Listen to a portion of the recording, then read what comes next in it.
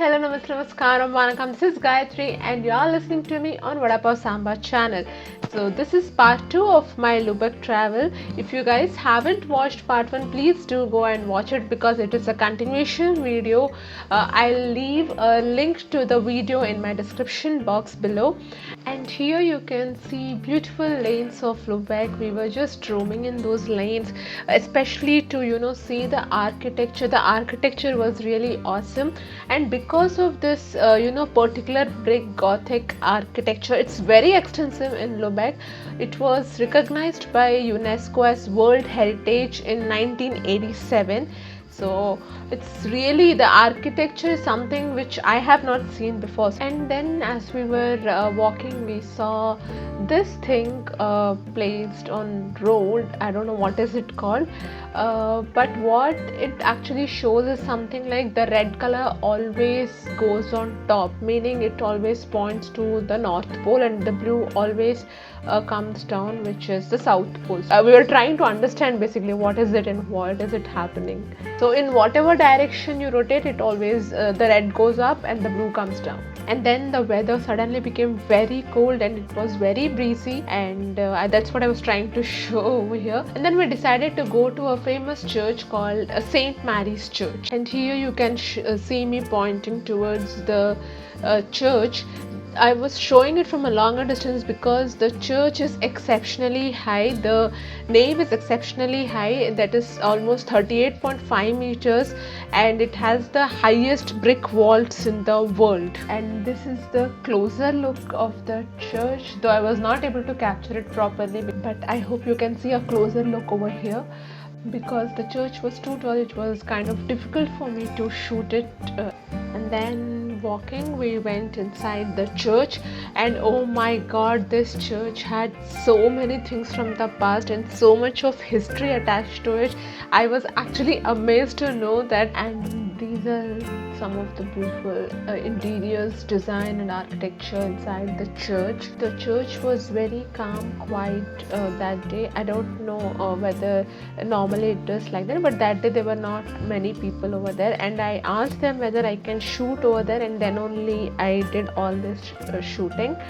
So yeah, there were so many things in the church. I in fact forgot the names of everything which I saw, but a few things I remember which I'll definitely say. And then this is called as Tree of Light, so where people come and light candles in the memory, in the remembrance of their loved ones, and they pray for them. During 1942 air raid, during that World War II period, these were the bells which fell down because of extensive fire in this church, and in fact the whole church was destroyed. So these bell remains are from that 1942 era, and it still is in the southern tower of the church.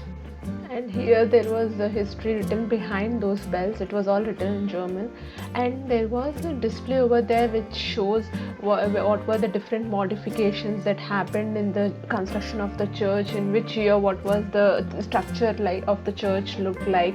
But overall I think they tried to maintain it. So here you can see the visuals of how church got destroyed because of fire. And then we came to this particular place. This place has so much of history attached to it.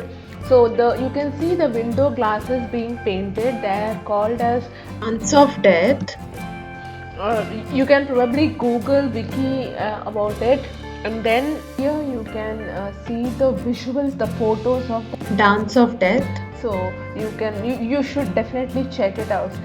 And this is called as astronomical clock, where the clock shows the time, date, location of the zodiac signs and the positions of the sun and moon. Everything was in German, so I didn't understand much, but I saw people coming over there, trying to understand it. So yeah, this place is also a particular marker in the whole church, which is nothing but there are 14 crosses over there, and these are called as injuries and connectors. These were made of wood and wrapped with bandages, and nails were hit on it. And that was our third place. And then we started feeling hungry and decided to have our lunch, and we went to an Indian restaurant called as Taj Mahal.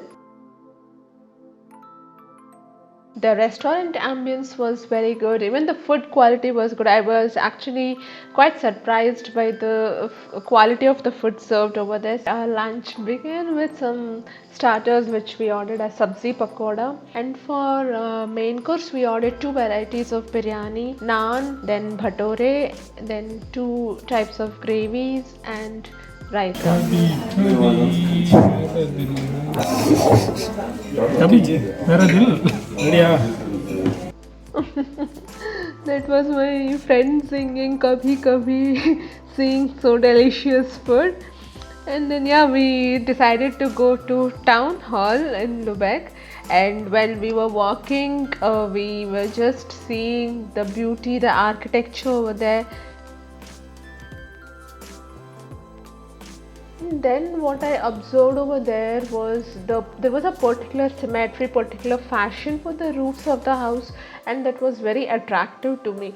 And the windows of the houses, the borders of the windows were, covered beautifully with creepers, and few houses had roots also, surrounding the window, and that was making it even more beautiful.